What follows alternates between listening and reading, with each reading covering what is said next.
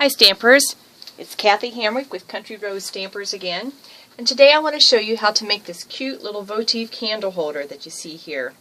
This is just made using our Night of Navy cardstock and one of our thinlits, our Snowflake card thinlits, to cut out the snowflakes. I sprinkled some glitter on it when I was done, and you will see these cute little snowflake images, which is from another stamp set called Holiday Invitations. So let me show you how to make this. This has been on the Stampin' Up! Website, made with vellum, and it's showing up all over Pinterest, so I thought I would give it a try to see how easy it was. Okay, so first thing you have to start with, whether you use vellum or cardstock, is a piece of paper that is 9 1/4 by 6. Then you're going to score it. So I'm going to get my Simply Scored tool out.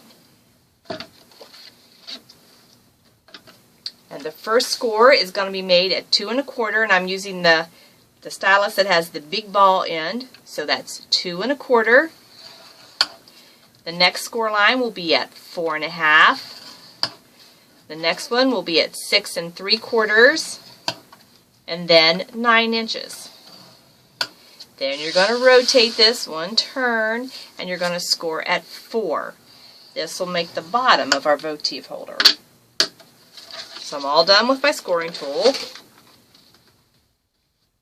And I'm going to take my scissors and I'm going to cut on these lines right here. Just cut right up, so this will make the bottom.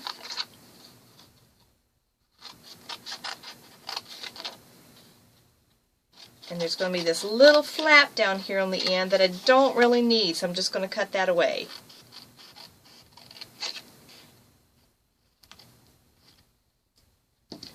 Then I want to fold on all of those score lines, making sure I get those lines folded well.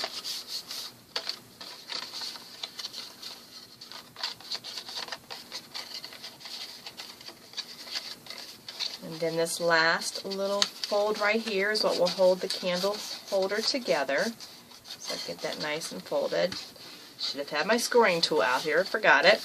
A bone folder.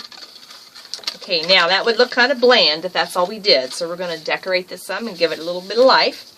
So the first thing I want to use is the small stamp. This is from the Holiday Invitation set, which is right here.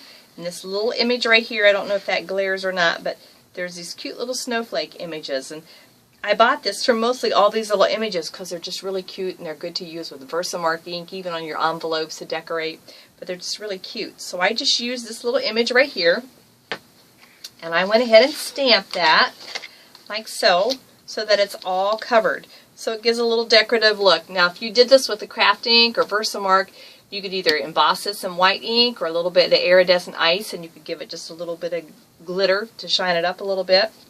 So now I want to cut out my snowflakes. So I'm going to give you a couple of tips on how to cut out the snowflakes. You're going to use this snowflake from the Snowflake card thinlits, and you can't just lay it down like so, because if you do, it's going to go, I think you can see, it's going to go across those score lines there, and it'll just cut right through there, so it won't give you a good fold line when you put this together. So you've got to set it kind of cockeyed when you put it in there. And you want to try to keep them all about the same level. I tried staggering them, one up, one down, one up, one down, but then I made a trim for the top that I'm going to show you in a minute, and then the box kind of fell apart on me. So the best bet is to keep it right there in the center. So you would just line it all up. You could use wax paper under this too. If you put wax paper under here, it'll help it to release a little bit easier, although I really don't have a whole lot of trouble with this one. So you would just run that through the Big Shot and cut it, and I'm not going to take the time to show you that, but I'll show you what it looks like once that is all done. So let's put that aside.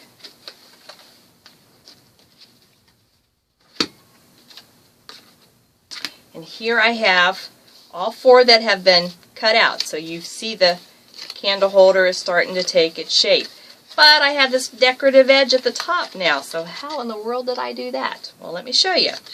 You could leave it and just have your votive candle just have this straight edge, and that would be fine too, and you could add a decorative band at the bottom, sprinkle a little glitter on it. But let me show you how to make this really cool look right here.